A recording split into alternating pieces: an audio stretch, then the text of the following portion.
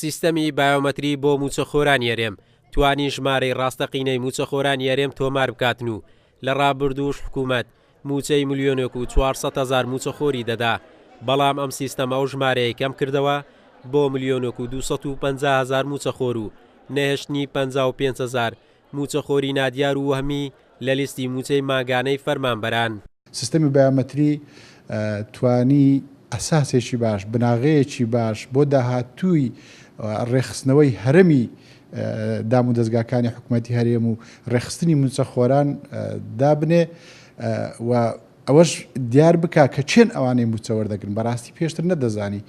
چێن ئەوانەی موچە وەرەگرن لەبەرەوەی وەکو باس کرا لە لیژنەکە خۆیان چەندین حاڵەتی دووبارە و سێبارە و چواربارە و تا پێنجبارەش هەبووە لە ئەستەم. یەکێکە لە دەستکەوتە هەرە باشەکان بەڕاستی جێگەی ئەوەیە کە یانی شایستەی ئەوەیە کە باز بکرێ بە شانازیەوە. قۆناغی یەکەمی سیستەمی بایۆمەتری کۆتاییات و ماگانەش نزیکەی 27 میلیارد دینار بۆ خەزێنەی حکوومەت دەگەڕێتەوە و ئامادەکاریەکانیش بۆ دەستپێکردنی قۆناغی دووەم بەسەر پەرشتی قوبا تاڵەبانی جێگری سەرۆک حکوومەت تەواو کراون و کە بریتین لە ڕێخستنەوەی میلاکاتی فەرمانگەکان و دیاریکردنی ئەرک و ڕۆڵی فەرمانبەرانی دامەزراوەکانی حکوومەت. سیستەمی بایۆمەتری پێم باشە کە جێبەجێ بکرێت چونکە بڕێکی زۆری موچەی گەڕاندەوە وای کرد موچە زووتر لە کاتی خۆی بدرێت بە هاوڵاتیان و بە ڕێژێکی زۆریشی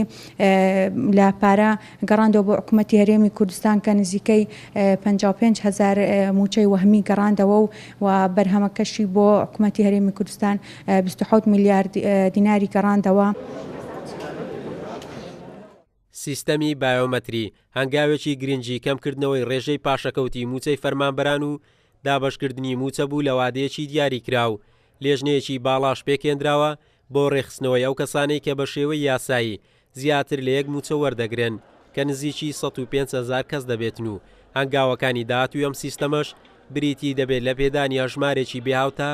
بە موچەخۆران و دواتر دانانی هەژماری بانکی تایبەت بە فەرمانبەران تا بتوانن بڕی پاشەکەوتی موچەی ساڵانی ڕابردویان بۆ خەرج بکرێت. قارەمان جەوهەر، کورسات نیوز، هەولێر.